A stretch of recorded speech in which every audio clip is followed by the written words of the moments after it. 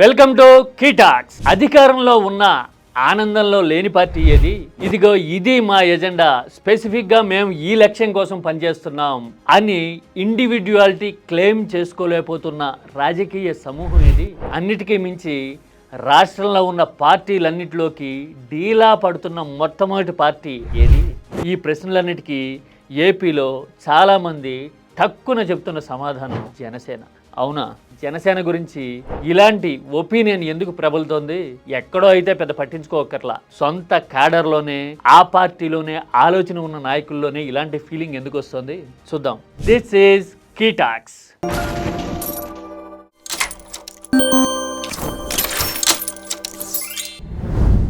PRP రాజకీయంగా కొట్లాడేందుకు బరిలో దిగినప్పుడు అప్పట్లో ఈనాడు ఒక కార్టూన్ వేసింది. బావా, శత్రుమూకల్ని నువ్వు సంహరించు, మన వాళ్ళని నేను చెండాడేదను అని అల్లు అరవింద్ అంటున్నట్టుగా గీసిన ఆ కార్టూను అప్పట్లో పెను దుమారమే రేపింది. అంటే వాళ్ళ పార్టీని వాళ్లే దెబ్బతీసుకుంటున్నారు అని ఇంటర్నల్ రిఫ్ట్ క్రియేట్ చేసేలాగా టీడీపీ ప్రయోజనాల కోసం ఈనాడు ప్రయోగించిన అస్త్రం ఆ కార్టూన్. ఇప్పుడు ఇలాంటి కార్టూన్కి ఏపీలో ఉన్న సిచ్యువేషన్కి రిలవెన్స్ ఉందేమో అనేది చాలామంది అభిప్రాయం. ఎందుకంటే జనసేనని ఎవరో దెబ్బతీయడము, ఎవరో ఎయిమ్ చేయడానికంటే కూడా ముందు పవన్ కళ్యాణ్ అనుసరిస్తున్న విధానాలే జనసేనని నీరసపడేలాగా చేస్తున్నాయి, డీలా పడేలాగా చేస్తున్నాయి అని చాలామంది ఫీలింగ్. దీనికి ప్రముఖంగా రెండు కారణాలు. ఒకటి, 15 ఏళ్ళు మేము ఇలాగే కూటమిలో ఉంటాం, చంద్రబాబు ముఖ్యమంత్రిగా ఉండాలి అని పవన్ కళ్యాణ్ ప్రకటించిన తర్వాత ఆ పార్టీలో ప్రత్యక్షంగా ఉన్న వాళ్ళకే కాదు, సింపథైజర్స్గా ఉన్న వాళ్ళకు కూడా క్లారిటీ వచ్చేసింది. అచ్చా, ఎప్పుడు ఇలాగే ఉండాలన్నమాట, ఇండివిజువల్గా స్వతంత్రంగా ముందుకెళ్లే పరిస్థితి లేదనమాట అని చాలామందికి అనిపించి నీరసం రావడం ఒక పాయింట్ అయితే, సంకీర్ణంలో ఉన్నప్పుడు చాలామందికి అనిపించింది జనసేన వల్ల టీడీపీ నలుగుతుందేమో క్షేత్రస్థాయిలో అని అనుకుంటే గనక అది ఉల్టా అయ్యి రివర్స్ అయ్యి ప్రతి చోట టీడీపీ కోసం జనసేన కాంప్రమైజ్ అయ్యి త్యాగాలు చేసే పరిస్థితి వచ్చేసింది.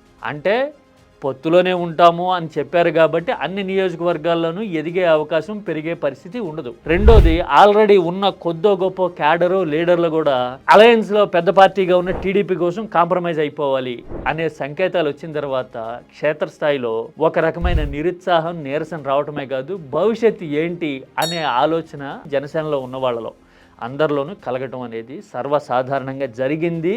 ఏడాది తర్వాత ఆ విషయం ప్రస్ఫుటంగా కనిపిస్తుంది. రాజకీయాల్లో ఉన్నప్పుడు, అధికారంలో భాగస్వామిగా ఉన్నప్పుడు ఎవరికైనా సరే క్లెయిమ్ చేసుకునేందుకు ఒక ఎజెండా ఉండాలి. ఇప్పుడు చూడండి, చంద్రబాబు ఎక్కడ ఏది జరిగినా కానీ అంతా తన ఘనతని క్లెయిమ్ చేసుకుంటారు. అప్పట్లో సైబరాబాద్ కట్టేశాను, ఇప్పుడు క్వాంటమ్ వ్యాలీ కట్టేస్తున్న లాంటి పబ్లిసిటీతో ఆయన అదే తన మార్కు, మీడియా అండతోనే తన పర్పస్ సర్వ్ అయిపోతుంది అనే ఉత్సాహంలో ముందుకెళ్ళిపోతూ ఉంటారు. అది ఆయన ఐడెంటిటీ అనుకోండి కాసేపు. ఇక రెండోది, బీజేపీ నేషనల్ పార్టీ. ఏపీకి ఆక్సిజన్, ఆయువు, ఆర్థిక సహకారం ఇస్తున్నది బీజేపీ అనేది అందరికీ తెలుసు కాబట్టి మోడీ అనే నాయకత్వం అక్కడ ఉన్నంతసేపు ఎవరు బీజేపీని క్వశ్చన్ చేసే పరిస్థితి కానీ, అసలు బీజేపీ ప్రామినెన్స్ గురించి మాట్లాడే సాహసం కానీ చేయరు.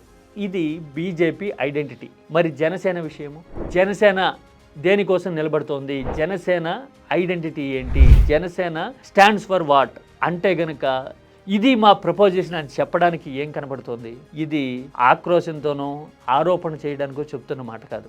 అంతర్మథనంతో ఆత్మ పరిశీలన చేసుకుంటే గనక ఈ ప్రశ్నకి సమాధానం దొరికిపోతుంది. ప్రత్యేకమైన ఐడెంటిటీ, ఇదిగో ఇది చేస్తున్నాం మేము, ఇదిగో దీనికోసం ఉన్నాము, ఇది మా లక్ష్యము, ఇది సాధిస్తున్నాము అని చెప్పడం అనేది ప్రొయాక్టివ్ పాజిటివ్ ఆస్పెక్ట్ అంటారు. అలా కాకుండా మేము ఫలానా వాడిని ఓడించడం కోసమే ఉన్నామనో, లేకపోతే ఫలానా వాడిని గెలిపించడం కోసం ఉన్నాము అని చెప్తున్నాం అనుకోండి, ప్రత్యేకమైన ఇండివిడ్యువాలిటీ.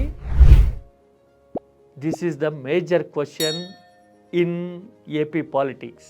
ఆన్సర్ ఎవరు చెప్పగలుగుతారు? This is కీటాక్స్.